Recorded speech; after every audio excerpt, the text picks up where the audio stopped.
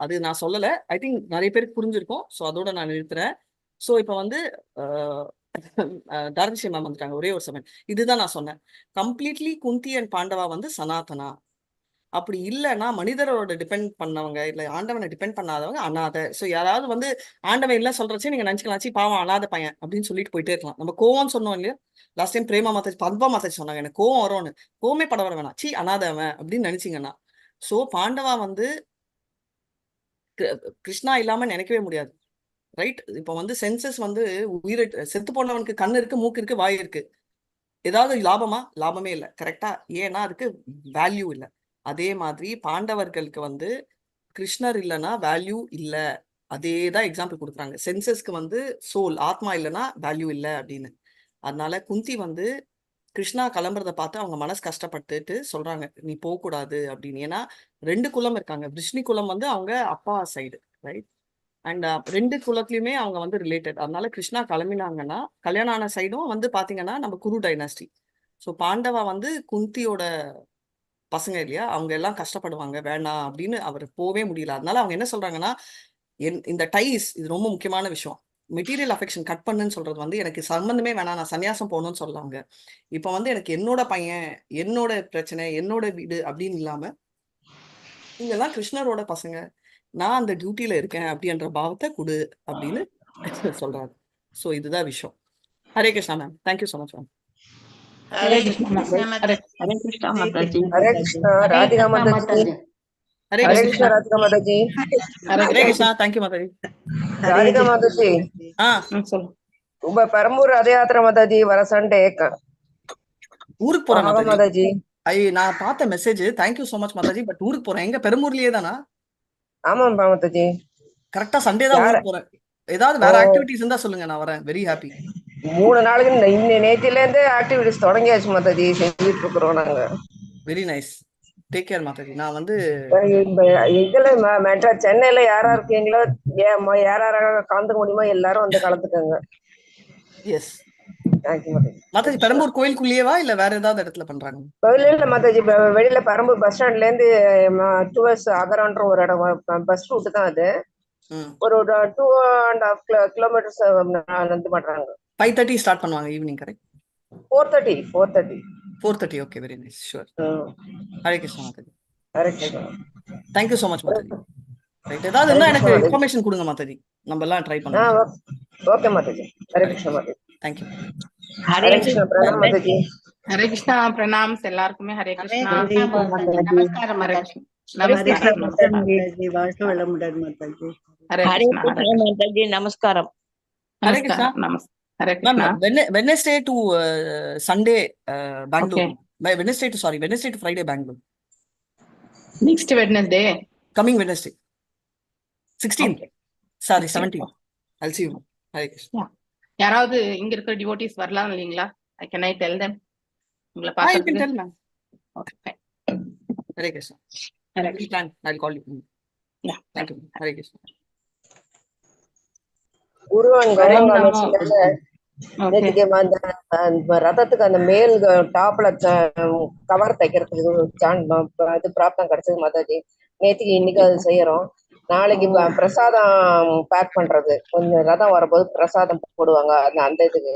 நாளன்னைக்கு flower birth, நாளன்னைக்கு ரத யாத்திரை service. Mataji, பகவான் உங்களுக்கு நல்ல அருள் புரியட்டும் மாதாஜி. எல்லாருடைய பிரார்த்தனைகளும் உண்டு. பகவானிடத்தில் நாம எல்லாருமே பிரார்த்தனைகள் பண்ணலாம். சென்னையில யாரெல்லாம் இருக்கீங்களோ தயவு செஞ்சு எல்லாருமே போய் கலந்துக்கோங்க. So take the blessings of the supreme lord. So பகவானுடைய அருளை பெருங்கோன்னு உங்களை எல்லார்கிட்டயுமே நான் பிரார்த்தித்துக் கொள்கிறேன். ஸோ நீங்க வேண்டி கேட்டுக்கிறேன், நீங்க எல்லாருமே போய் கலந்துண்டு பகவானுக்கு சேவை புரியுங்கோ. ஜெயமாலட்சுமி மாதாஜி அவங்க இருக்காங்க. ஸோ நீங்க ஏதாவது பிசிக்கல் சேவை பண்ணணும்னா கூட, புஷ்பம் கட்டுறதோ ஏதோ ஒரு சேவையில கண்டிப்பா நீங்க கலந்துக்கலாம். அதனால நீங்க மாதாஜியோட ஹரே கிருஷ்ணா. ஹரே கிருஷ்ணா. மாதாஜி உங்களை மியூட் பண்ணிட்டேன், ஏன்னா உங்களுக்கு ஏதோ பேக்ரவுண்ட் நாய்ஸ் வந்தது, அதனால மியூட் பண்ணிட்டேன். ஹரே கிருஷ்ணா. ஓம் நமோ பகவதே வாசுதேவாய. ஓம் நமோ பகவதே வாசுதேவாய. ஓம் நமோ பகவதே வாசுதேவாய. நாராயணம் நமஸ்கிருத்யம் நரம் ஜைவ நரோத்தமம் தேவீம் சரஸ்வதிம் வியாசம் ததோ ஜயம் உதீரயேத்.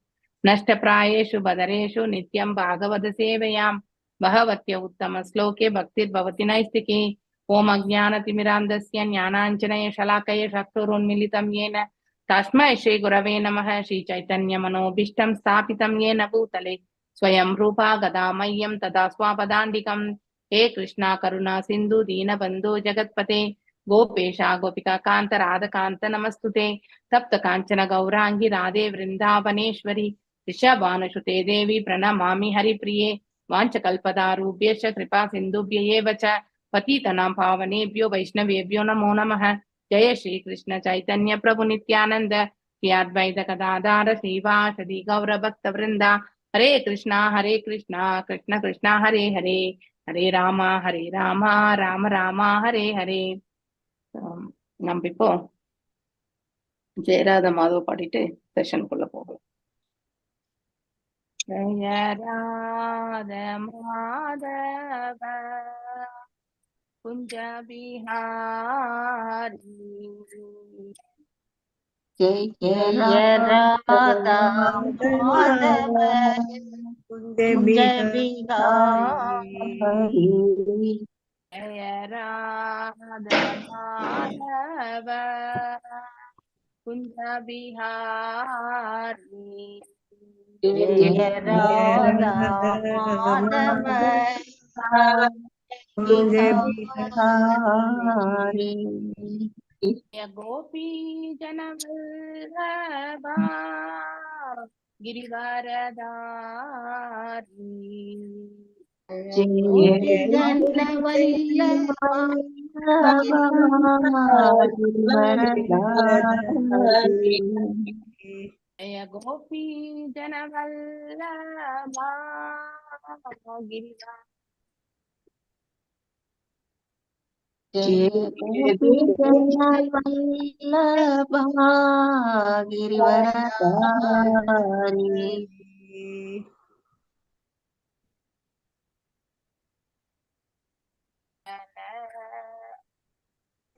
यशोदनन्दन व्रज जनरञ्जन। यशोदनन्दन व्रज जनरञ्जन। यशोदनन्दन व्रज जनरञ्जन। यमुनतीरावनचारी।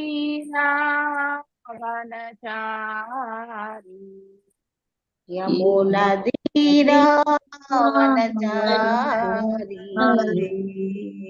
यमुनतीरावनचारी।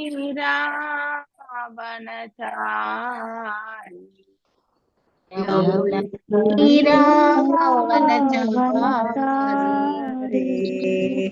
जय राधा माधव कुंज बिहारी। जय राधा माधव जय बिहारी। राधा माधव कुंज बिहारी। जय राधा माधव जय बिहारी। हरे कृष्णा कृष्ण कृष्ण हरे हरे, हरे राम राम राम हरे हरे। हरे कृष्ण कृष्ण कृष्ण हरे हरे, हरे राम राम राम हरे हरे। हरे कृष्ण कृष्ण कृष्ण हरे हरे, हरे राम राम राम हरे हरे। हरे कृष्ण कृष्ण कृष्ण हरे हरे, हरे राम राम राम हरे हरे। ஹரே கிருஷ்ண மாதாஜி. ஹரே கிருஷ்ணா. எல்லாருக்குமே எல்லாருக்கும் ஹரே கிருஷ்ணா, பிரணாம்ஸ், எல்லாருக்குமே வந்தனங்கள், வணக்கங்கள். ஹரே கிருஷ்ணா. நாம் இன்னைக்கு 15வது ஸ்லோகத்தை பார்க்க போறோம் இல்லையா? ஆமா. குரு மற்றும் கௌரவங்காவுக்கு நம்முடைய நமஸ்காரங்கள். இல்ல பாதார விந்தங்களுக்கு நம்முடைய மரியாதை கலந்த நமஸ்காரங்கள் இல்லையா? அவர் இந்த புஸ்தகத்தின் வழியாக நமக்கு என்ன ஞானத்தை பெறணும் இல்லையா, எவ்வாறு இதை புரிந்து கொள்ளணும்னு அவர் நினைக்கிறாரோ அவ்வாறே நாம் இதையெல்லாம் புரிந்து கொள்வதற்கான பக்குவத்தை நாம பெறணும்ன்ற பிரார்த்தனைகள் அவருடைய திருவடிகள்ல சமர்ப்பிப்போம். நிஷேவிதேனாமித்தேன ஸ்வதர்மேன மஹீயஷா பிரியா யோகேன சஸ்தேன நாதிஹிம்ஸ்ரேன நித்யயா. பிரேம மாதாஜி வாசிங்கோ. ஹரே கிருஷ்ணா மாதாஜி. ஹரே கிருஷ்ணா மாதாஜி. ஹரே கிருஷ்ணா. நிஷேவிதேன மித்தேன ஸ்வதர்மேன மஹீயசா பிரியா யோகேன சஸ்தேன நாதிஹிம்ஸ்ரேன நித்யசஹ. நிஷேவிதேன நிறைவேற்றி, அனிமித்தேன விளைவில் பற்றில்லாது இருத்தல், ஸ்வதர்மேன ஒருவரின் விதிக்கப்பட்ட கடமைகளால், மஹீயசா புகழ், கிரியா யோகேன பக்தி செயல்களால், சஸ்தேன மங்களமான, ந இல்லாமல், அதிஹிம்ஸ்ரேன அதிகமான வன்முறை, நித்யசக ஒழுங்காக. மொழிபெயர்ப்பு ஸ்ரீல பிரபுபாதாக்கு பொருளரை ஸ்ரீல பிரபுபாதாக்கு ஜெய். ஹரே கிருஷ்ணா. ஒரு பக்தர் உலகியல் லாபங்களை கருதாமல் புகழ் பெற்ற தனக்கென்று விதிக்கப்பட்ட கடமைகளை செய்ய வேண்டும். அதிக வன்முறையின்றி ஒருவர் ஒழுங்காக தமது பக்தி செயல்களை நிகழ்த்த வேண்டும்.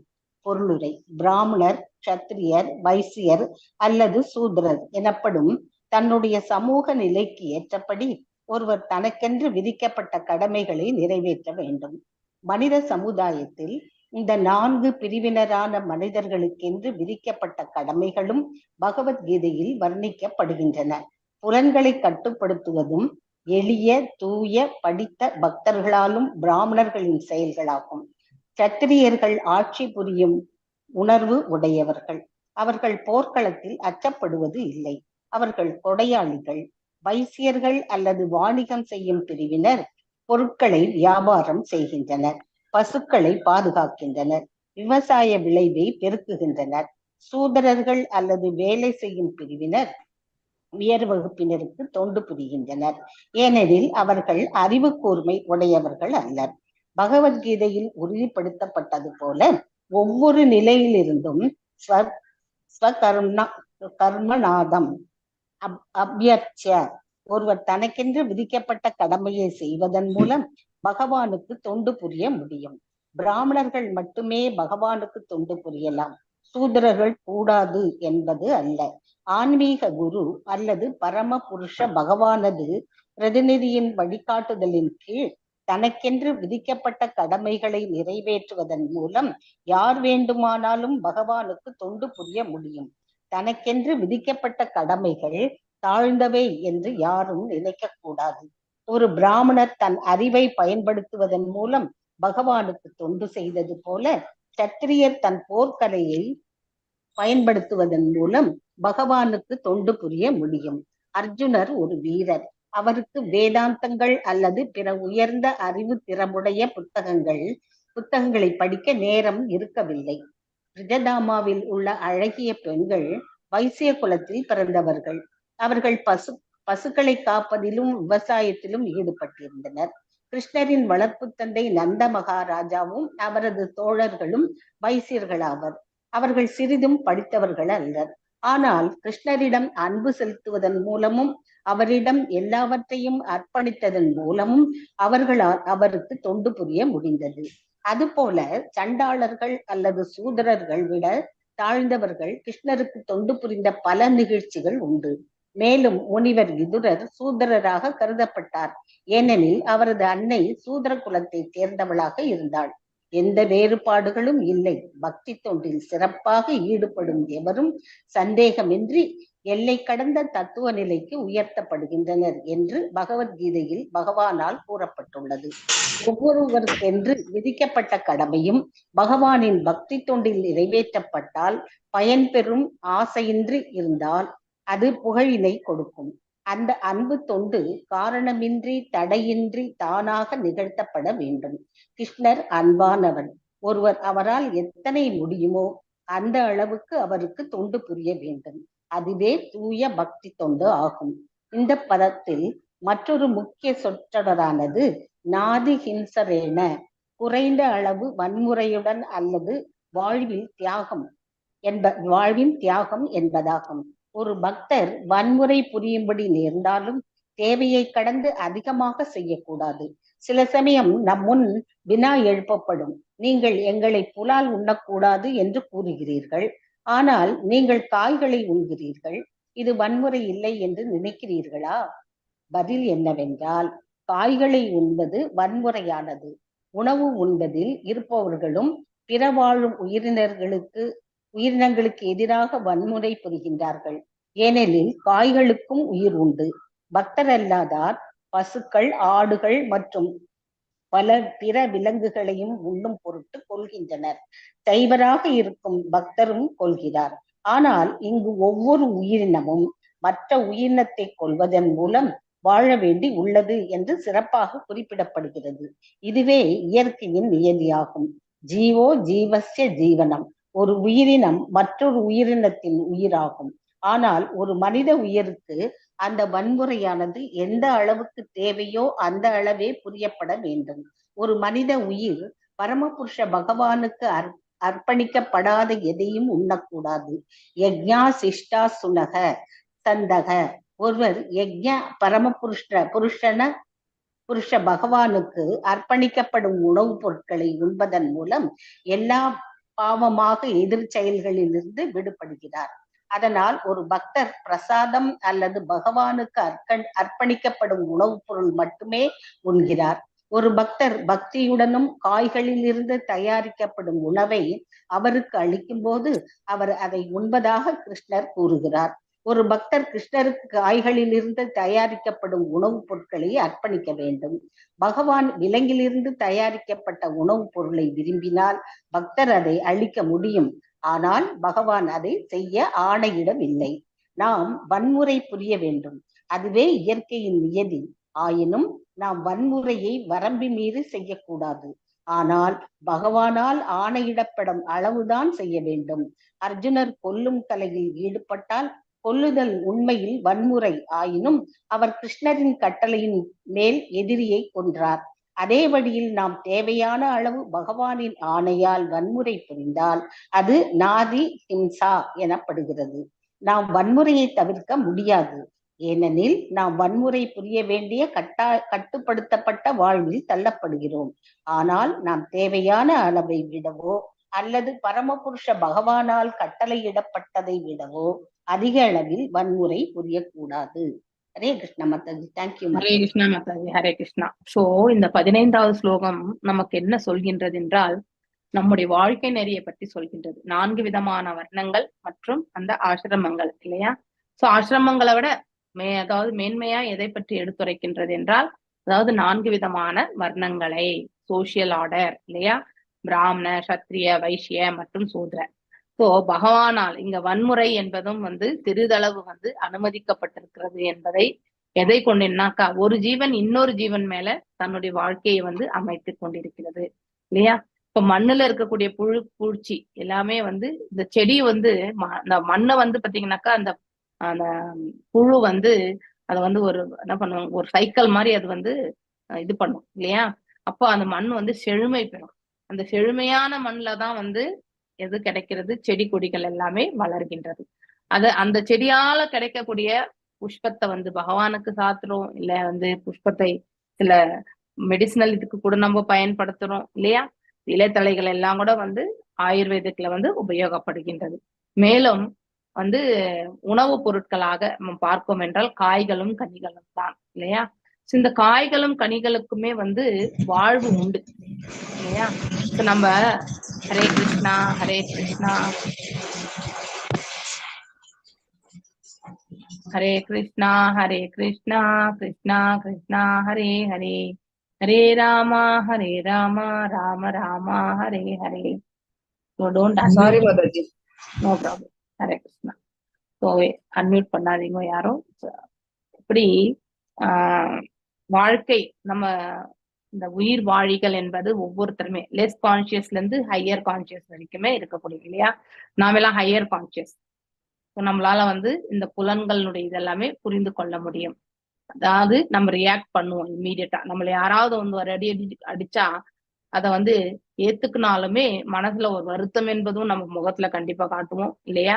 அதே மாதிரி வந்து வருத்தப்படலன்னாலும் அட்லீஸ்ட் நகைத்தாவது காட்டுவோம், இல்ல வந்து கோவத்தோட அவங்களோட மீண்டும் சண்டை போடுவோம் இல்லையா? ஆனா இம்மீடியட் ஒரே ஒரு செகண்ட் கூட நம்ம வெயிட் பண்ண மாட்டோம். அதுதான் அந்த இந்த இயற்கையில ஹையர் கான்சியஸ் இருக்கக்கூடிய மனிதனுடைய இயல்பு. அது நம்ம தவறென்று கருதவே கூடாது. மேலும் வந்து லோயர் கான்சியஸா இருக்கிறது எது? மரம் செடி கொடிகள் தான். அதான் நாம் அதை வெட்டினாலும் அது எதுவுமே ரியாக்ட் பண்றது கிடையாது இல்லையா? ஆனாலும் அதற்குள்ளேயும் ஜீவன் உண்டு. ஸோ அந்த மரங்கள் கொடுக்கக்கூடிய கனிகளும் காய்களும் வந்து நாம் என்ன பண்றோம்? சிலது எல்லாமே வந்து செடிகள் இல்லையா? இப்ப கீரை அல்ல பதார்த்தங்கள் எல்லாமே செடிகள். ஸோ அப்படி அதை நாம வளர்ந்த பிறகு நாம அதை என்ன பண்றோம்? கட் பண்ணி நம்ம வந்து உணவுக்காக வந்து கண்டிப்பா நம்ம செலவழிக்கின்றோம். ஆனா அப்போ அந்த சிறு ஜீவனையுமே நாம வந்து வன்முறை கொண்டு வதைக்கின்றோம் என்று பொருள் இல்லையா? அதான் அப்படிப்பட்ட உணவை நாம டைரக்டா நம்ம சாப்பிட்டோம்னா நமக்கு வந்து பாவ விளைவுகள் கண்டிப்பாக உண்டு. அதையே நாம வந்து இறைவனுக்கு வந்து சமர்ப்பித்து இல்லையா? நாம வந்து அந்த பிரசாதமாக அதை நாம் சுவீகரித்தால் நாம பாவத்திலிருந்து விலக்கப்படுகின்றோம். ஸோ எவ்வாறு பயன்படுத்தணுன்றது ரொம்ப ரொம்ப ரொம்ப முக்கியம்தான். மேலும் பகவத்கீதையில வந்து உறுதிப்படுத்துற ஒவ்வொரு நிலையிலுமே ஸ்வகர்மனதாம் அபியட்ச, ஒருவர் தனக்கென்று விதிக்கப்பட்ட கடமையை செய்வதன் மூலம் பகவானுக்கு தொண்டு புரிய முடியும். ஏன்னா அந்த பலன்களை எல்லாம் அவருக்கு வந்து வெறுமனே கருவியாக மட்டும் சவ்யசாசன் இல்லையா? பகவத்கீதையில வந்து சொல்லப்படுகின்றது இல்லையா? ஒருத்தர் தனக்குன்னு இருக்கக்கூடிய ஸ்வதர்மத்தை தான் நாம வந்து பக்தி கொண்டு செயல்படணும். பிறர் கடமை செய்து நாம மேன்மை உருவதை விட தன் கடமை செய்து அழிவுறுவதே நன்றாம் என்று பகவத்கீதையிலுமே வந்து சொல்லப்பட்டது. அதனால இன்னொருத்தர் கடமை செய்யறதுக்கு நாம போகவே கூடாது. நம்ம கடமை என்னவோ அதை நாம கண்டிப்பா செயலாற்ற வேண்டும். இவ்வாறாக வந்து பிராமணர்கள் மட்டுமே பகவானுக்கு தொண்டு புரியலான்லாம் கிடையாது. யாரு வேண்டும் என்றாலும் அத்தகைய நிலையை வந்து அடைய முடியும். பிராமணிக்கல் குவாலிட்டிஸ் இல்லையா? இப்ப நமக்கு எல்லாம் கூட வந்து இனிஷியேஷன் எல்லாமே பண்ணிட்டு இருக்காங்க இல்லையா? சோ அந்த இடத்துல ஏதாவது எந்த இனத்தவர் என்று கேட்கிறார்களா? நத்திங் இல்லையா? உனக்கு என்ன பக்தி பண்ண வரும்? எல்லாம் வல்ல இறைவனும் இது உயர்ந்த ஆளுமையை வந்து நம்மளால ஏற்றுக்கொள்ள முடியுமா? ஒரு குரு கொடுத்த வார்த்தையை கடைசி வரைக்குமே நம்மளால ஈட்டு செல்ல முடியுமா? இப்படிப்பட்ட கேள்விகள் தான் நிறையவே கேட்பாங்க. மேலும் வந்து அந்த மாதிரி நம்ம வந்து பிராமண நிலையை வந்து அதாவது சூத்திர நிலையில கூட நம்ம பிராமண நிலையை அடையலாம். ஸோ அதனால பிராமணர்கள் என்ற கூட நிலை வந்து நாம அந்த சத்வகுணத்துக்கே உரித்தான நிலையில நாம கண்டிப்பா நிலை கொள்ளணும். அப்பதான் வந்து பிராமணிக்கல் இதுக்கே நம்ம போக முடியும். ஸோ பிராமன்ஸ்ல வந்து நாம வந்து எலிவேட் ஆகும்போதுதான் வைஷ்ணவா நிலைக்கு நம்மளால போக முடியும் இல்லையா? அதே மாதிரி சத்திரியர்கள் வந்து உட்கார்ந்து வேத பாடசாலை பண்ணணும்ட்டு எல்லாம் கிடையாது இல்லையா? அவங்க வெறுமனே சவணத்துல இருப்பாங்க. அடுத்து வந்து நாட்டை ரட்சிப்பதற்கும் தன்னுடைய நாட்டை ரட்சிப்பதற்கான கலையில் அவர்கள் வந்து மேம்பட்டு இருப்பார்கள். ஸோ வீரம் ஒன்றுதான் அவங்களுடைய மெயினான குவாலிட்டி. அடுத்து வைசியர்கள் வியாபாரம், பால் வெறுக்கு இதெல்லாமே நம்ம நிறைய இடங்கள்ல படிச்சிருக்கோம். அவங்க வந்து செயல்படலைன்னா நமக்கு உணவு என்பது கிடையாது இல்லையா? ஆனா அவங்க டைரக்டா செயல்படுறாங்களான்னா கிடையாது. அவர்கள் வந்து சூத்திரர்களை வந்து வைத்துக் கொண்டுதான் வந்து, ஏன்னா அவ்வளவு பெரிய நிலப்புலன்கள்லாம் இருந்தாக்கா அதை மெயின்டைன் பண்ணி இல்லையா? அதை நிறுத்தக்கூடிய மரஞ்செடி கொடிகளுக்கு எல்லாம் பாதுகாப்பு கொடுக்கணும்னா கண்டிப்பா உழைப்போர்கள் தேவை இல்லையா? இந்த 4 சமூக பிரிவுமே சமமான முக்கியத்துவம் பெற்றது. இதுல ஏற்ற தாழ்வுகள் என்று எதுவுமே கிடையாது. நாம சூத்திரர்களா, ஆனா பிறவியால லாஜிக்கலி பார்க்கும்போது நாம் அனைவரும் சூத்திரர்கள் தான், நாம் அனைவரும் பெண்கள் தான். இங்க ஏன்னா ஒரே ஒரு புருஷா வந்து பரமாத்மா மட்டும்தான். அதனால நாம இங்க ஆண் பெண் என்று நம் ரூபத்தை எடுத்து வந்திருக்கோம். ஆனா அப்படி கிடையாது இல்லையா? அதாவது ஆத்ம ரூபத்துல இருந்து பார்க்கும் பொழுது நம்மள வந்து இந்த பிரகிருதி அப்படின்னு சொல்லப்படுகிறது இல்லையா? 13வது அத்தியாயம் பகவத்கீதையில அதை பத்தி தான் நாம பேசுகின்றோம். சோ இங்க புருஷாவா இருக்கிறது யாரு? பகவான் தான் இல்லையா? நாமெல்லாம் செகண்டரி புருஷா இந்த உடலுக்கு. ஆனா பிரைமரியா முதன்மையான புருஷா யாரு? எல்லாம் வல்ல இறைவன். மேலும் வந்து ராமர் தன் அறிவை பயன்படுத்துவதன் மூலம் பகவானுக்கு தொண்டு செய்தது போல சத்திரியரும் வந்து தன் போர்க்கலையை வந்து பயன்படுத்துவதன் மூலம் அவனுடைய நாட்டை அவன் வந்து ரட்சிக்கிறான். அதாவது நாட்டில் இருக்கக்கூடிய மக்களை வந்து அவன் வந்து ரட்சிக்கிறான். சோ அந்தனர் ஒரு வீரர். அவருக்கு வேதங்கள் அல்லது பிற உயர்ந்த அறிவுடைய புத்தகங்கள் படிக்க இயலும். ஏன்னா அவருடைய அண்டர்ஸ்டாண்டிங் வந்து ஹையர் லெவல்ல இருக்கும். அதே அந்த பயிற்சி பெறாதவர்களுக்கு வந்து கண்டிப்பா வந்து அண்டர்ஸ்டாண்டிங் ரொம்ப ரொம்ப கம்மியா தான் இருக்கும். பிரஜதாமாவில் உள்ள அழகிய பெண்கள் வைசிய குலத்தில் பிறந்தவர். ஏன்னா வியாபாரம் இல்லையா? சோ அதனால அந்த குலத்தில் பிறந்தவர்கள். சோ அவர்கள் பசுக்களை காப்பதிலும் விவசாயத்தில் வந்து ஈடுபட்டிருந்தனர். கிருஷ்ணரின் வளர்ப்பு தந்தையும் அவர்களும் வந்து அதே நிலைதான் இல்லையா? அவர் ஏட்டுக்கல்வி எல்லாம் பெருசா படிக்காதவர். மேலும் வைசியர் ஆவார் அவர் வந்து. மேலும் ஆனால் கிருஷ்ணரிடம் அன்பு செலுத்துவதன் மூலம் அவர்கள் எல்லாவற்றையுமே அர்ப்பணித்தார்கள் இல்லையா? பிருந்தாவனவாசிகள் கோகுலத்தில் சண்டாளர்கள் அல்லது சூதரர்களை விட தாழ்ந்த அவரவர்கள் கிருஷ்ணரை தொண்டு புரிய பல நிகழ்ச்சிகள் உண்டு. அதாவது மேலும் முனிவர் விதுரரும் சூத்திரர் தான் இல்லையா? அவருடைய தாய் சூத்திரர், ஆனாலும் அவர் ஹையஸ்ட் டிவோட்டி. ஸோ அதையும் நாம தெரிஞ்சுக்கணும். மேற்கோள் காட்டுகிறார்கள். ஒருவருக்கென்று விதிக்கப்பட்ட கடமையும் பகவானின் பக்தி தொண்டும், இது ரெண்டுமே நம்ம பேரலா எடுத்துட்டு போனோம் சைமல்டேனியஸா. ஒரு புறம் வந்து பக்தி தொண்டு செய்துட்டே போனோம், இன்னொரு புறம் பௌதிகத்தை வந்து நாம பக்குவம் கொண்டு நம்ம வந்து இறைவன் நமக்கு கொடுத்திருக்கக்கூடிய இந்த கைங்கரியத்தை நாம செவ்வனே செய்யணும் அப்படிங்கிற ஒரு முடிவோட நாம வந்து செயல்படணும். அதுதான் மிக மிக முக்கியமானது.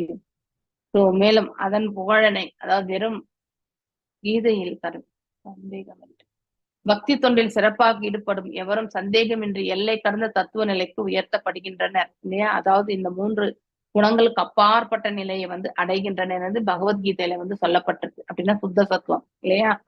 மேலும் ஒருவருக்கென்று விதிக்கப்பட்ட கடமையும் பகவானின் பக்தி தொண்டு நிறைவேற்றப்பட்டால் பயன் பெறும் ஆசை என்று இருந்தால், அதாவது அந்த பலன்களை எல்லாம் வந்து அனுபவிக்கணும்ன்ற அந்த ஆசை இல்லாம இருந்தா அது புகழினை கொடுக்கும். அது அவர்களுக்கு வந்து நல்ல ஒரு அதாவது புகழாரத்தை அது சூட்டும் என்று சொல்லப்படுகிறது. அந்த அன்பு தொண்டு காரணம் இன்றி தடையின்றி தானாக நிகழ்த்தப்பட வேண்டும். எவ்வாறு நாம தொண்டு புரியணும்ன்றதுக்கான இந்த வரி இல்லையா? எந்த காரணமும் ரிசர்வேஷன் இப்பதான் நீங்க மாதாஜி சொன்னாங்க இல்லையா? காரணங்களே இல்லை, இந்த காரணத்துக்காக தான் இதை செய்தேன் அப்படின்லாம் கிடையாது. எந்த காரணமும் கிடையாது இறைவனை வந்து துதிப்பதற்கு. அப்படிப்பட்ட ஒரு நிலையோட சொல்லணும். மேலும் வந்து அதாவது எந்த காரணம், அன்பு தொண்டு காரணம் இன்றி தடையின்றி அன்இன்டரப்ஷன், இதுதான் மாதாஜி உங்களுக்கு சொன்னாங்க இல்லையா? அன்இன்டரப்ஷன், அன்ரிசர்வ்டு. ஸோ தானாக நிகழ்த்தப்பட வேண்டும். கிருஷ்ணர் அன்பானவர். அவர் ஒருவரால் எத்தனை முடியுமோ அந்த அளவுக்கு அவருக்கு தொண்டு புரிய வேண்டும். அதுவே தூய பக்தி தொண்டு ஆகும். ஸோ நம்மளால எவ்வளவு மேக்சிமம் கெப்பாசிட்டி முடியுமோ அந்த அளவுக்கு நாம கண்டிப்பா அதாவது திருத்தொண்டு என்பது புரிய வேண்டும். இப்பதத்தில் யார் ஒரு முக்கிய சொற்றொடான நாதி ஹிம்சேன, அதாவது குறைந்த அளவு வன்முறையுடன், அதாவது நம்ம மரச்செடிகளை எல்லாம் வெட்டி போடுறோம் இல்லையா? அதுக்கு எல்லாமும் ஜீவன் உண்டு, ஆனாலும் அதை வந்து நாம வெட்டி போடுறோம். அது எல்லாமே பாவ கர்மங்கள்ல தான் வரும். ஆனாலும் அதையெல்லாம் இறைவன் நமக்கு கொடுத்த, இப்போ கலை, இப்போ வந்து செடி கொடிகள் எல்லாம் வச்சிருக்கோம், அதுல மத்தியில களை வரும் இல்லையா? அந்த கலையும் வந்து ஒரு ஜீவன் தான். அதை நம்ம வந்து கலைந்து எறிய வேண்டும். அதனால இறைவன் தாள் வந்து வேண்டிண்டு இந்த செயலை வந்து நாம செய்யணும். சோ தேவையற்றதை விளக்கணும், தேவையானதை வந்து நம்ம கண்டிப்பா வந்து வளர்க்கணும். இதெல்லாம் நம்ம அதாவது பக்தி பாதையில போகும்போது இது நமக்கு கண்டிப்பா வந்து புரிய வரும்.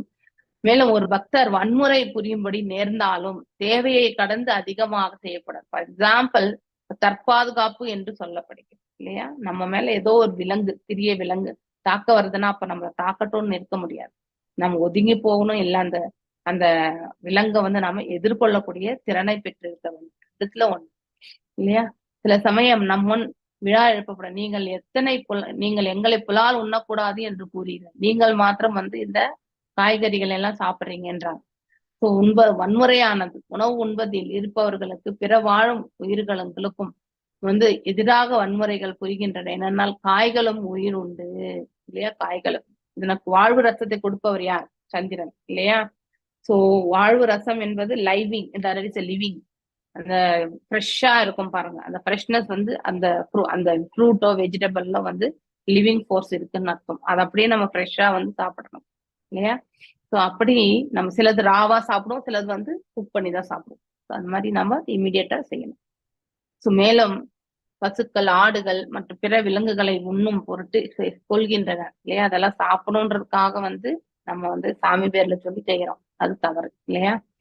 உயிரினம் மற்ற உயிரினத்தை கொல்வதன் மூலம் வாழ வேண்டி உள்ளது என்று குறிப்பாக கொடுக்கிறது. எஸ், நாம் எல்லாரும் ஒரு ஜீவன் இன்னொரு ஜீவன் மீது ஆதாரப்பட்டுதான் வாழ வேண்டும். இதுவே இயற்கையினுடைய நியதி கூட. ஜீவா ஜீவசிய ஜீவனம் என்று ஒரு அதாவது ஒரு உயிரினம் மற்றொரு உயிரினத்தின் உயிர் தரும். ஸோ நமக்கு லைஃப் கொடுக்கறது இன்னொரு உயிரினம். அதாவது இந்த பழங்கள், அதுக்கடுத்து வந்து காய்கறிகள் இல்லையா, கீரைகள், பதார்த்தங்கள், இது எல்லாமே உணவுக்கு தயாரிக்கக்கூடிய அனைத்துமே வந்து ஸோ அந்த ஜீவோ ஜீவசிய ஜீவனம் என்பது நாம இன்னொரு ஜீவன் மீது ஆதாரப்பட்டிருக்கோம், ஒவ்வொரு ஜீவனமே இல்லையா? அதை தான் இந்த இடத்துல எடுத்துரைக்கிறது. ஆனால் ஒரு மனித உயிருக்கு அந்த வன்முறையானது எந்த அளவுக்கு தேவையோ அந்த அளவுக்கு தான் உபயோகம், அதுக்கு மேல உபயோகப்படுத்தக்கூடாது. அதுவும் வந்து இது வந்து பகவான் நமக்கு கொடுத்திருக்கக்கூடிய செயல் என்று எண்ணிக்கொண்டு செய்யும் போது அப்ப நமக்கு அந்த பாவத்திலிருந்து மோட்சம் கிடைக்கும். ஒரு மனிதன் உயிர் பரமபுருஷ பகவானுக்கு அர்ப்பணிக்கப்படாத உணவை சாப்பிடக்கூடாது. பகவானுக்கு வந்து ஃபார் எக்ஸாம்பிள் நம்ம எல்லாம் வெளியில போறோம் இல்லையா? ஸோ சென்ற இடத்துல அட்லீஸ்ட் நம்ம அந்த உணவு நமக்கு நமக்கு ஓகேவா இருக்கக்கூடிய உணவு லைக் தயிர் சாதம், இட்லி, சர்க்கரை, ஏதோ ஒண்ணு அதை வந்து இறைவனுக்கு நாம அங்கே அர்ப்பணித்து நாம நம்ம அதை ஸ்வீகரிக்கணும். இல்லை என்றால் நாமும் பாவத்தை சேர்த்துதான் சாப்பிட்றோம்னு அர்த்தம். ஸோ யஜ்ஞ சிஷ்டாசு சந்தக பொருட்களை பரமபுருஷ பகவானுக்கு அர்ப்பணிக்கப்படும், அதாவது உணவுப் பொருட்களை உண்பதன் மூலம் எல்லா பாவ எதிர் செயல்களிலிருந்தும் விடுபடுகிறார் இல்லையா? ஆக்ஷன்ஸ் அண்ட் ரியாக்ஷன்ஸ்ல இருந்து பாத்தீங்கன்னாக்கா விடுபடுறாங்க. ஆனால் ஒரு பக்தர் பிரசாதம் அல்லது பகவானுக்கு அர்ப்பணிக்கப்படும் உணவுப் பொருட்களை மட்டுமே உண்கிறார் இல்லையா? பக்தனுடைய குவாலிட்டி இதுதான். ஒரு பக்தர் பக்தியுடன் காய்களிலிருந்து தயாரிக்கப்படும் உணவை அவருக்கு அளிக்கும் பொழுது அவர் அதை உண்பதாக கிருஷ்ணர் கூறுகிறார். ஒரு பக்தர் கிருஷ்ணருக்கு காய்களை தயாரிக்கப்படும் உணவுப் பொருட்களை அர்ப்பணிக்க வேண்டும் இல்லையா? முதல்ல அர்ப்பணித்தல், அதுக்கப்புறம் தான் பிரசாதம், ரெண்டுமே நடக்கும். பகவான் விலங்கிலிருந்து தயாரிக்கப்பட்ட உணவுப் பொருட்களை விரும்பினால் பக்தர் அதை அளிக்க முடியும். ஆனால் பகவான் அதை செயல்படுத்தவில்லை இல்லையா? ஆணையிடவில் நமக்கு அது அவர் எங்கேயுமே சொல்ல, வேத சாஸ்திரங்கள்லயே நம்ம இந்த மாதிரி செயல்கள் செய்யக்கூடாது என்றுதான் எடுத்துரைக்கப்பட்டது. நான் வன்முறை புரிய வேண்டும், அதுவே இயற்கையினுடைய நீதி. ஆயினும் நாம் வன்முறை வரம்பு மீறி செய்யக்கூடாது இல்லையா? அதாவது எந்த லிமிட்டுக்கும் அந்த லிமிட்டுக்கு மட்டும் தான் செய்யணும். ஆனால் பகவானால் ஆணையிடப்படும் அளவு தான் செய்ய முடியும். நமக்கு உள்ளுக்குள்ளிருந்தே பகவான் வந்து கண்டிப்பா வழி நடத்துவார். அதை கொண்டு நாம அவ்வாறே செயல்படுத்த வேண்டும். அர்ஜுனன் கொல்லும் கலையில் ஈடுபட்டால் கொல்லுதல் உண்மையில் வன்முறைதான். இது ஃபர்ஸ்ட் சாப்டர் பகவத்கீதை இல்லையா? சோ அவர் வந்து குழப்பம், கலக்கம், கையெல்லாம் நடுங்கி வாய் உலர்றதாக சொல்லி பகவானின் திருப்பாதங்களில் வந்து தஞ்சம் அடைகின்றான் இல்லையா? சோ அதே வழியில் நாம் தேவையான அளவு பகவானின் ஆணையால் வன்முறையை தவிர்க்கவே முடியாது இல்லையா? சிலதெல்லாம் நம்ம டைரக்டா நம்ம பண்ண முடியாது, இன்டைரக்டா வந்து செயல்படும்.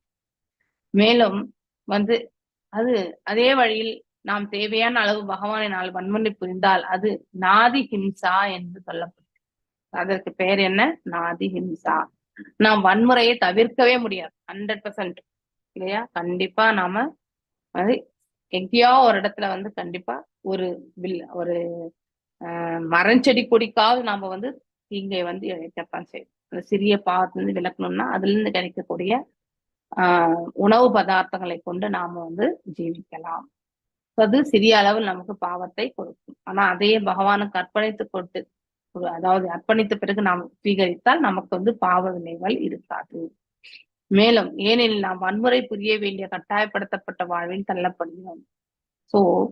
ஆனால் நாம் தேவையான அளவு அளவை விடவோ அல்லது பரமபுருஷ பகவான் கட்டளை இடப்பட்டதை விடவோ அதிக அளவில் வன்முறை புரியவே கூடாது இல்லையா? இப்போ நம்ம வன்முறை ஓரளவுக்கு தான் பண்ணணும்னா அந்த கான்சியஸ்னஸ் மிக மிக குறைவா இருக்கக்கூடிய அத்தகைய வஸ்துக்கள் மீது நம்ம கண்டிப்பா பண்ணலாம். ஆனா அதிகமான தாக்கம் இருக்கிறது என்று நினைக்கும் போது கண்டிப்பாக அதை நாம தவிர்த்துவிடும். இந்த பதம் இதோட நிறைவடைகிறது. அடுத்து மத்விஷ்ண தர்ஷன பர்ஷ பூஜா ஸ்துத விவந்தனை பூதேஷு மத் பாவனையா சத்வேனா சங்கமேன ச. எஸ் கீதா மாதாஜி வாசிங்க. காலாவதி படிக்கிறேன் மாதாஜி. ஓகே, வாசிங்க மாதாஜி. தேங்க்யூ மாதாஜி.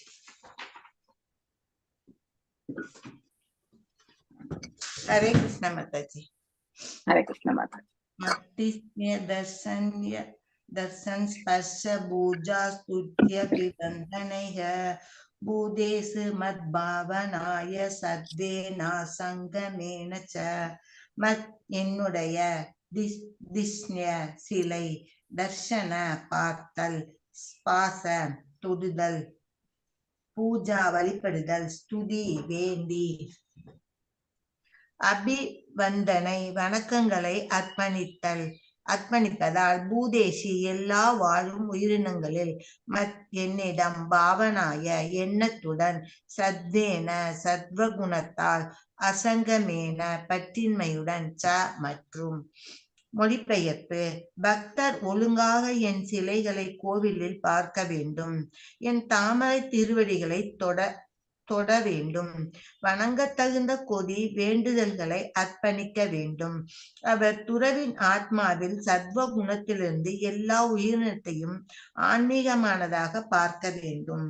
பொருளுரை: கோயில் வழிபாடு என்பது பக்தரின் கடமைகளில் ஒன்றாகும். இது புதிய பக்தர்களுக்கு சிறப்பாக பரிந்துரைக்கப்பட்டு உள்ளது. ஆனால் முன்னேற்றம் அடைந்தவர்கள் கோவில் வழிபாட்டிலிருந்து தன்னை விலக்கிக் கொள்ளக்கூடாது.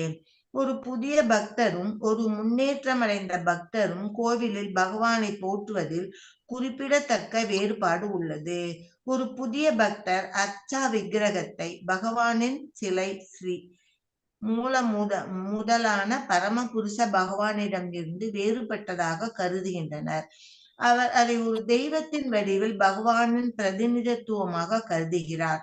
ஆனால் ஒரு முன்னேற்றம் அடைந்த பக்தர் கோவிலில் உள்ள தெய்வத்தை பரமபுருஷ பகவானாக ஏற்றுக்கொள்கிறார்.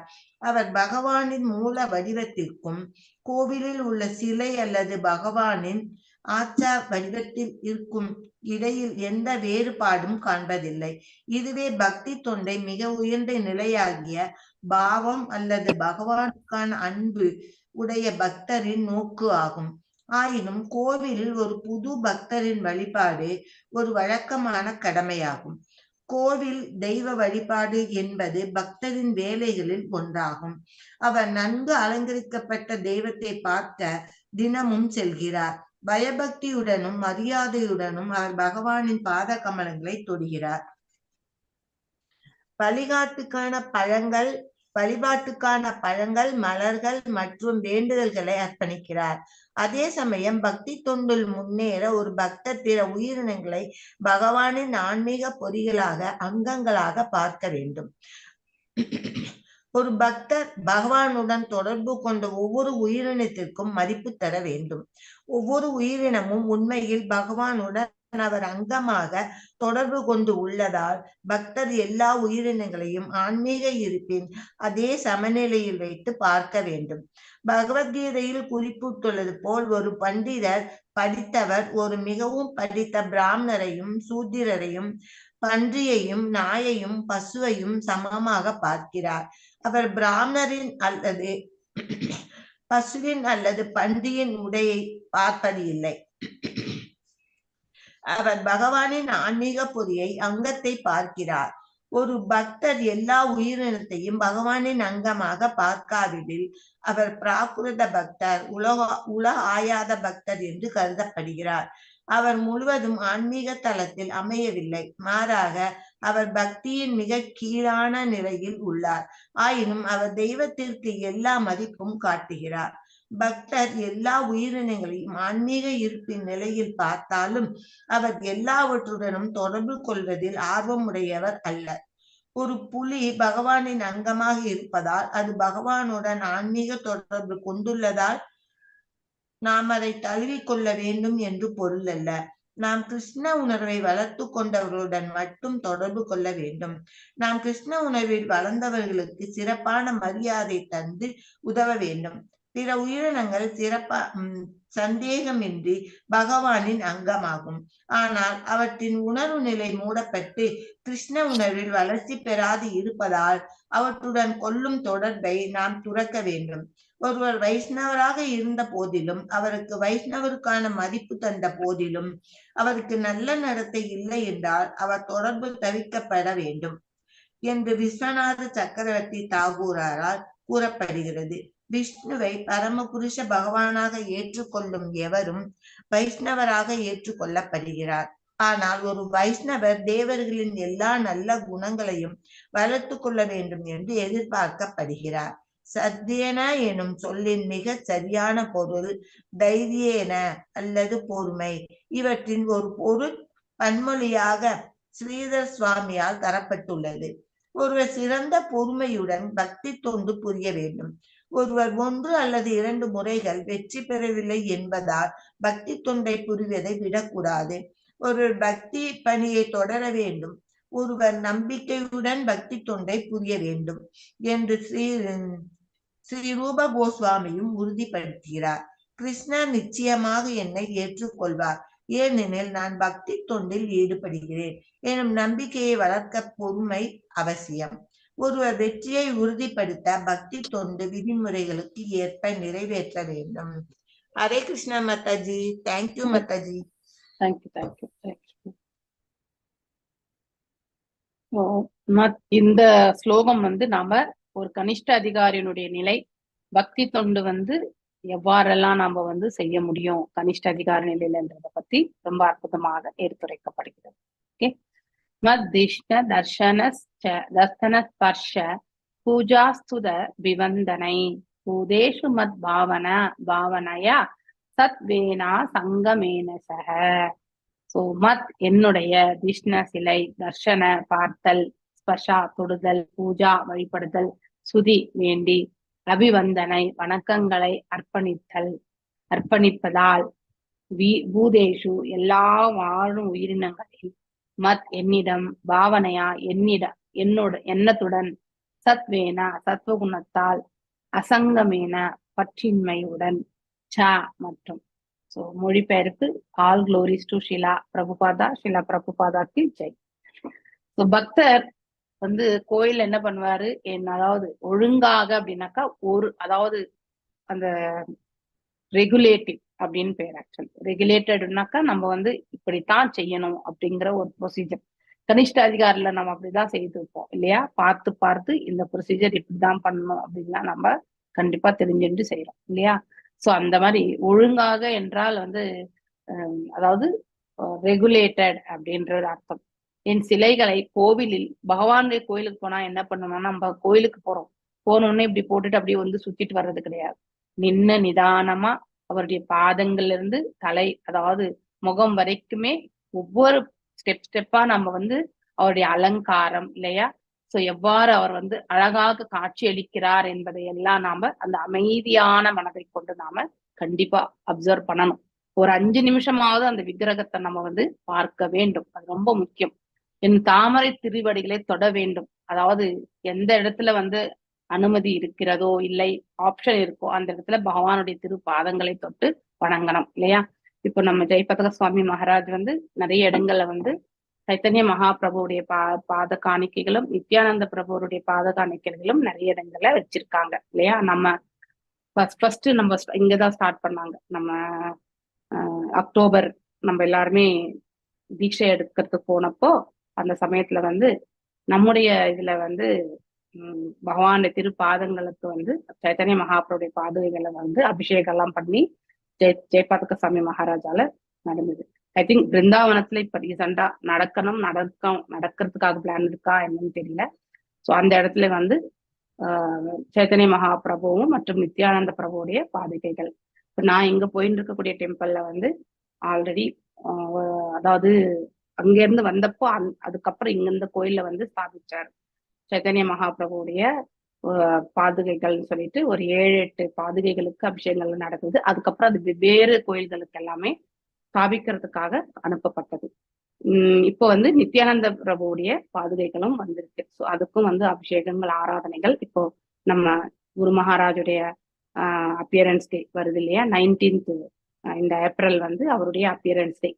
ஸோ அன்னைக்கு வந்து இந்த கோயில்ல வந்து அந்த நித்யானந்த பிரபுனுடைய பாதுகைகளை வந்து பிரதிஷ்டாபனம் பண்ணலாம்னு சொல்லிட்டு இருக்காங்க. ஸோ இப்படி நம்ம அந்த பாதுகைகளை தொடணும்னா போய் நல்லா தொட்டு கண்ணுக்கு ஒத்தி இல்லையா, இந்த கண்கள் வந்து புறக்கண்கள் தான். இந்த கண்களுக்கு வந்து தெய்வீக நிலையை அடைவதற்கான மார்க்கத்தை நம்ம வந்து ஏற்படுத்தி கொடுக்கணும் கண்டிப்பா இல்லையா. கண்களும் சரி, காதுகளும் சரி இல்லையா, இந்த வாயும் வந்து பகவானுடைய புகழாரங்களை பேசுவதற்கு நாம உபயோகப்படுத்தணும். பிரஜல்பாவை கண்டிப்பா விடணும். ஸோ புகழாரங்களை பேச பேச பிரஜல்பா நம்மளை விட்டு தூரமா விலகும். பகவான திருவடிகளை காண காண காண காண தேவையற்ற காட்சிகளை எல்லாம் நம்ம வந்து விலக்கி விடுவோம். ஸோ இது எல்லாமே இந்த பிரபஞ்சத்துல நிகழக்கூடிய ஒன்றுதான். நம்ம எல்லாருமே தவறி விழக்கூடியவங்க தான். அதனால அதை நம்ம தவறாக எண்ண வேண்டாம். ஏன்னா அந்த மாதிரி ஒரு சூழ்நிலையில தான் நம்ம வாழ்ந்துட்டு இருக்கோம். நம்ம என்னதான் பக்குவமா செயல்படணும்னு நம்ம நினைச்சாலுமே, நம்ம செயல்படணும்னு நினைச்சா கூட நம்ம கூட இருக்கிறவங்களால நம்மளால அவங்களும் ஒரு காரணமா இருக்கலாம். ஆனா அதுக்காக காரணம் எல்லாம் அவங்க மேல போட்டக்கூடாது இல்லையா. நாம எப்பவுமே விக்டிம் கிடையாது இல்லையா, பலிக்கடா கிடையாது.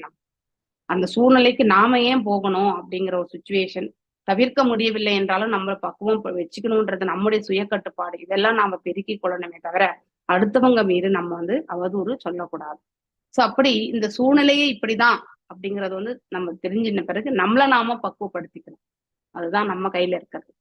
சோ என்னுடைய தாமரை திருவடிகளை தொட வேண்டும் அப்படிங்கிறது வந்து வணங்க தகுந்த கொடி. ஹரே கிருஷ்ணா கிருஷ்ணா கிருஷ்ணா ஹரே ஹரே, ஹரே ராமா ராம ராமா ஹரே ஹரே.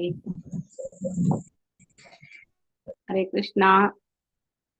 யாரோ அன்மியூட் பண்ணிருக்கீங்க, ரொம்ப சவுண்ட் வருது. ஹரே கிருஷ்ணா. ஸோ வேண்டுதல்களை அர்ப்பணிக்க வேண்டும். ஸோ நம்மளாம் கனிஷ்ட அதிகாரி நிலையில தான் இந்த மாதிரி வேண்டுதல்கள் எல்லாம் அர்ப்பணிப்போம் இல்லையா. ஒரு பக்குவம் அடைஞ்ச பிறகு வேண்டுதலையே நம்ம மடைமாற்றிக் கொள்வோம் பக்தியின் தரப்புல. அதுல ஹையஸ்ட் வந்து எதையுமே கேட்காத நிலைக்கு போறோம். முதல்ல நமக்கு வேண்டுதல் இருக்கும்.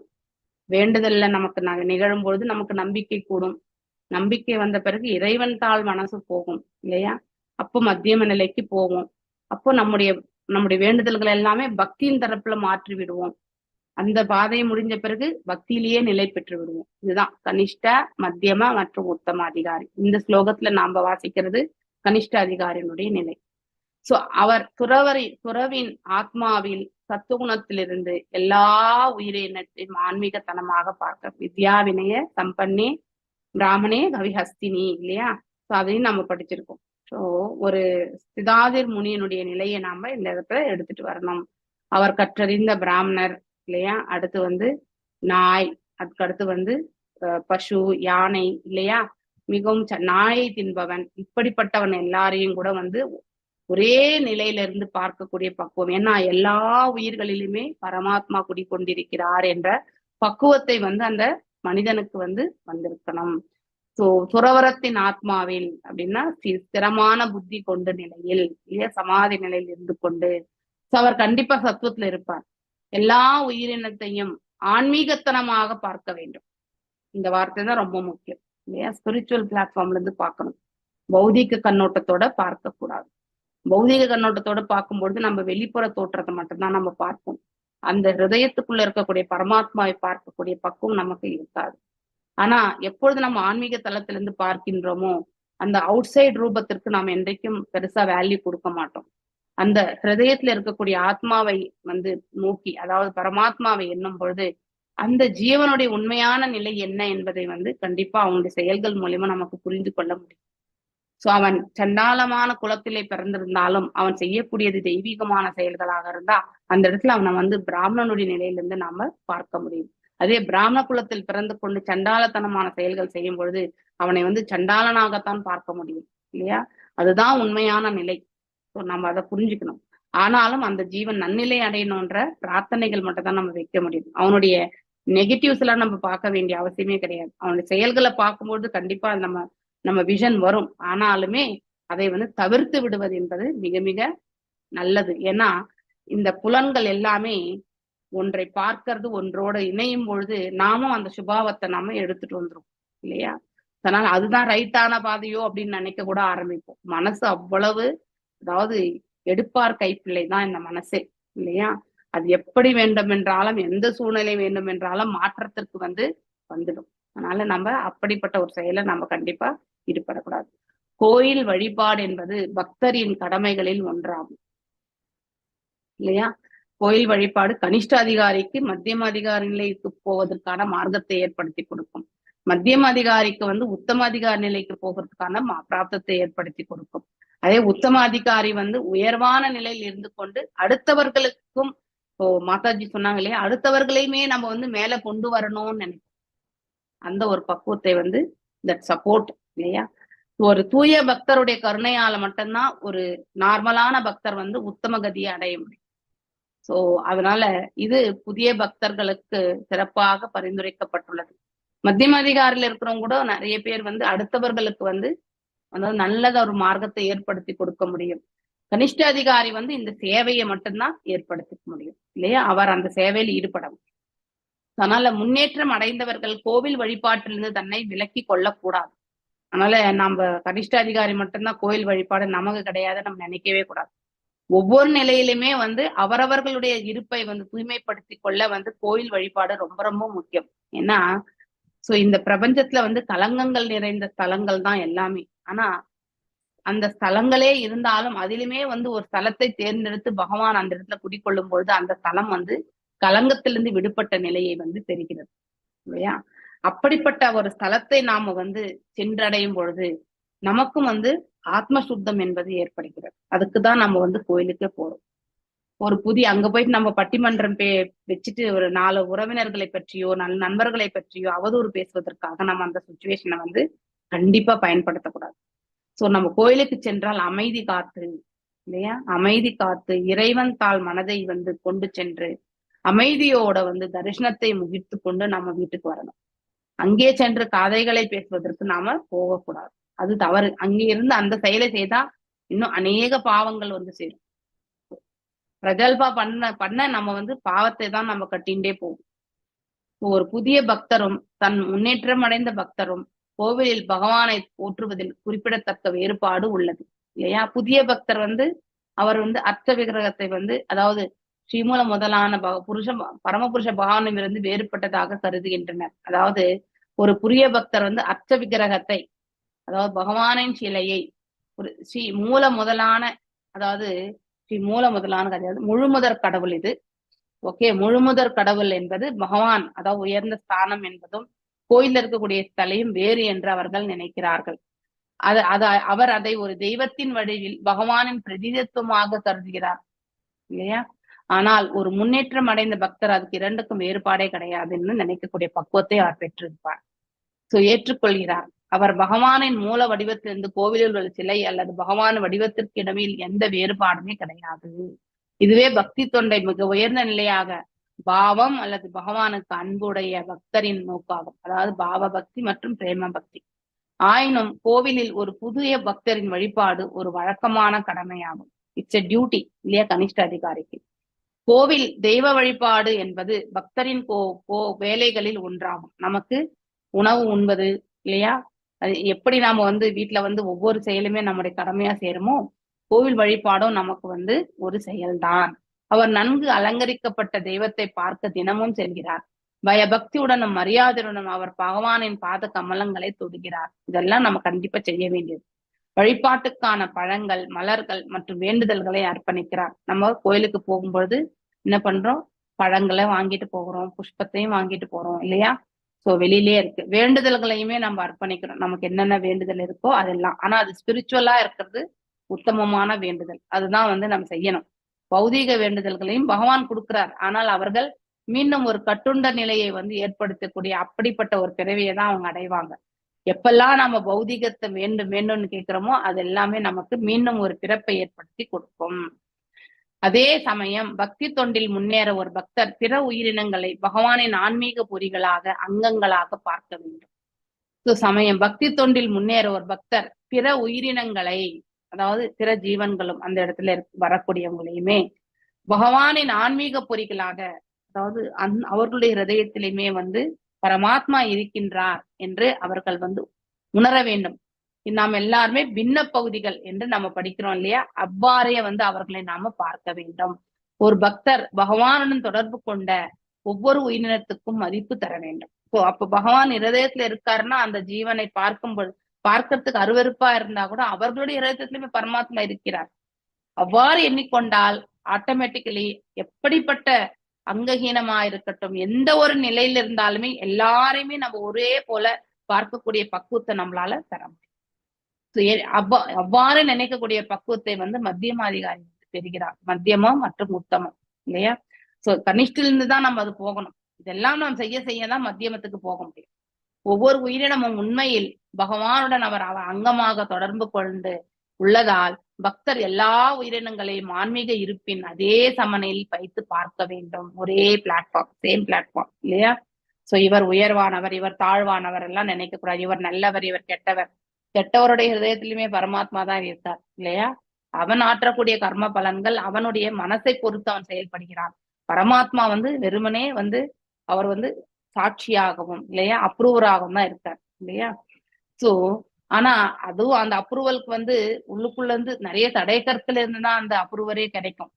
அவன் இழிவான நிலைக்கு சென்று விடுவானே என்ற ஆதங்கம், அதுக்கான தடையும் ஏற்படும். இருந்தாலும் இவன் கெட்ட செயல் செய்யணும் போது அதையும் தாண்டி அவனுடைய முயற்சியை கொண்டு அவன் பாவ செயலில் இறங்குகிறான். இதுக்கெல்லாம் காரணம் இந்த இயற்கையினுடைய 3 குணங்களால் ஆளப்படக்கூடிய தன்மையினால அந்த ஜீவன் மயங்குகின்றது இல்லையா. ஆன்மீக இருப்பின் அதே சமநிலையில் பார்க்க வேண்டும்.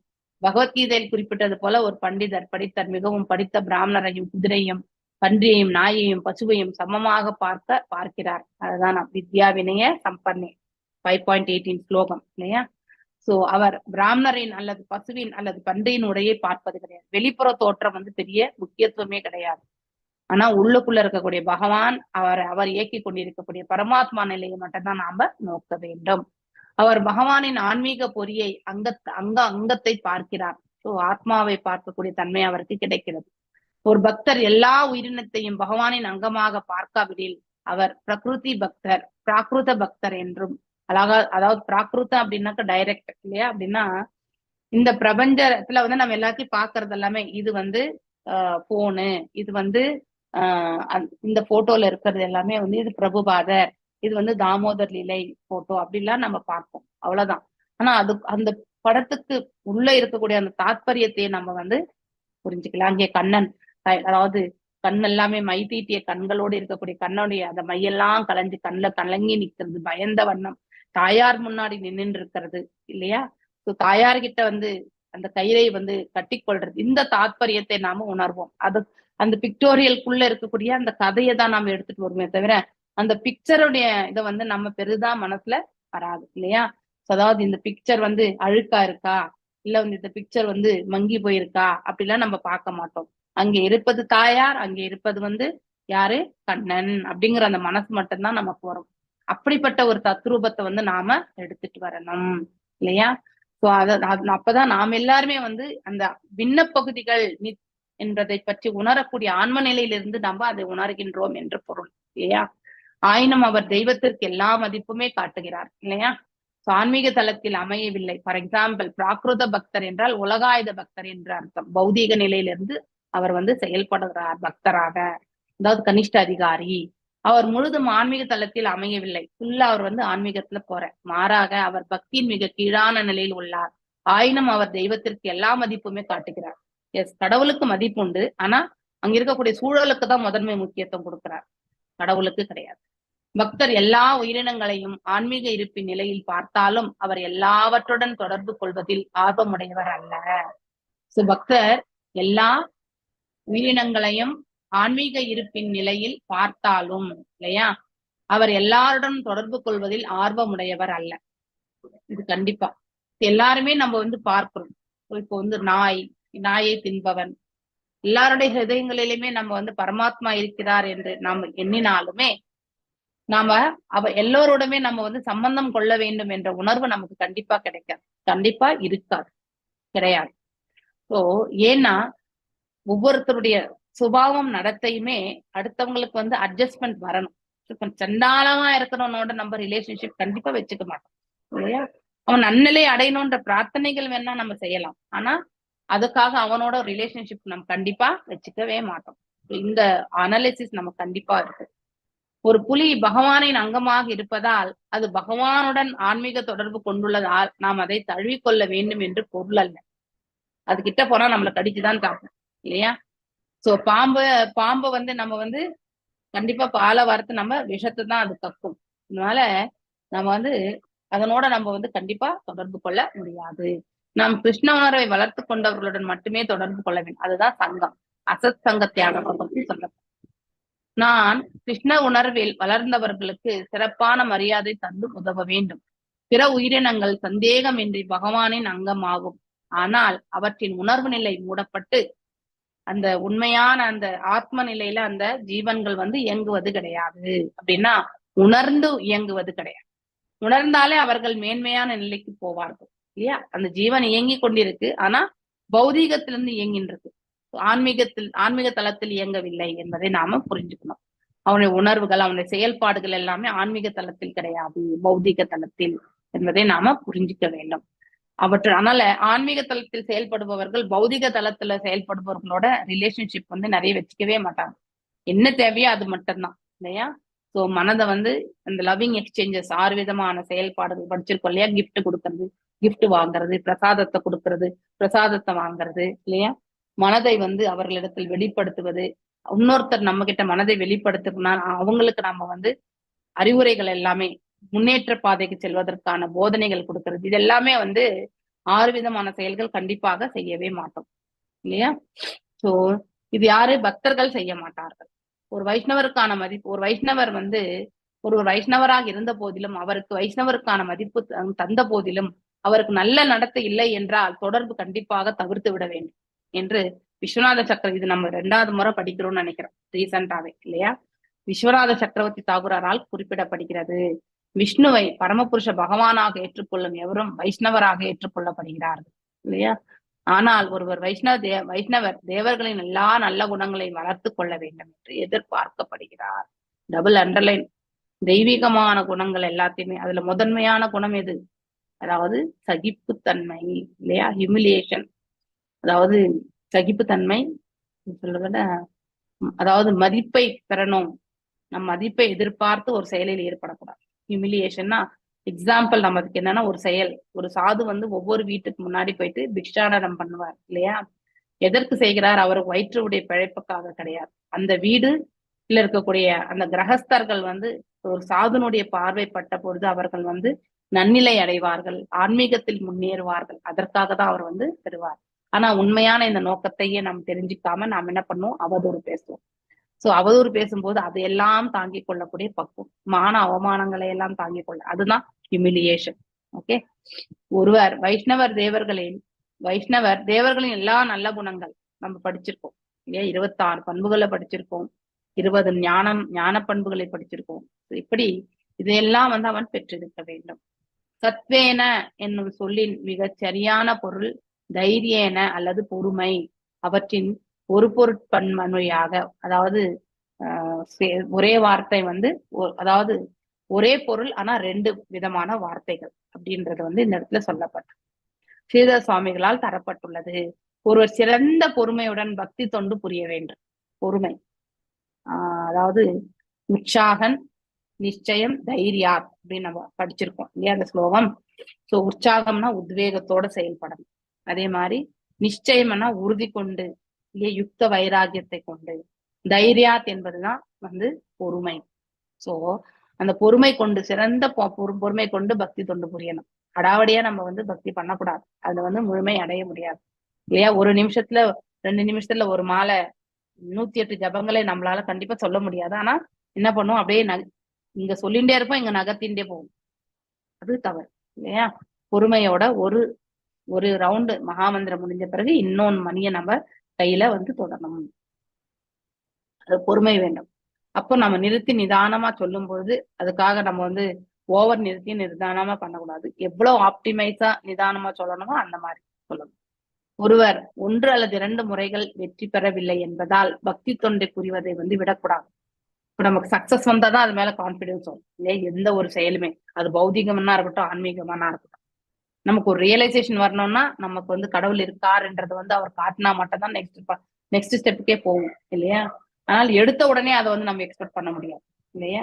கண்டிப்பா எதிர்பார்க்க முடியாது. இப்போ ஆப்ரேஷன் பண்ணிருக்காங்கனாக்கா அவங்க ஒரு வாரம் 10 நாள் ரெஸ்ட் எடுத்து மெதுவா எழுந்து நடந்து இல்லையா, வாக்கிங் போய் அந்த ஸ்டீச்சர்ஸ் எல்லாம் பிரிச்சு இல்லையா, சோ அந்த ரணம் ஆறின பிறகுதான் 2-3 மாசம் கழிச்சுதான் அவங்க சுயமா வந்து பாத்தீங்கன்னாக்கா அவங்களால எழுந்து நடக்க முடியும், செயல்பட முடியும் இல்லையா? ஆனா அதே வந்து நம்ம வந்து என்னது எழுந்து நடந்துடணும் அப்படின்னு நினைக்கிறோம் பாருங்க, அது தவறு இல்லையா? It will take time, healing time கொடுக்கணும். அதே மாதிரிதான் பக்திக்கு கூட வந்து பக்தி பாதையில முன்னேறதுக்கு வந்து நம்ம வந்து கண்டிப்பா வந்து செயல்படணும். ஒருவர் மிகவும் ஆர்வமுள்ளவராக இருக்க வேண்டும். பொறுமை மற்றும் நம்பிக்கையுடன் பக்தி தொண்டு, இது 2 வார்த்தை ரொம்ப முக்கியம். பொறுமை, அதுதான் வந்து தைரியா இல்லையா, நம்பிக்கை ஸ்ரத்தா வந்து பக்தி தொண்டு புரிய வேண்டும் என்று ஸ்ரீ ரூப கோஸ்வாமி அவர்கள் வந்து உறுதிப்படுத்துகிறார். கிருஷ்ணர் நிச்சயமாக என்னை ஏற்றுக்கொள்வார், ஏனென்றால் நான் பக்தி தொண்டில் ஈடுபடுகிறேன். இந்த உறுதி மனசுல இருக்கணும் யுக்த வைராகியத்தோட. என்று நம்பிக்கையை வளர்க்க பொறுமை அவசியம். அந்த நம்பிக்கை வர்றதுக்கே நமக்கு வந்து பொறுமை வேண்டும்.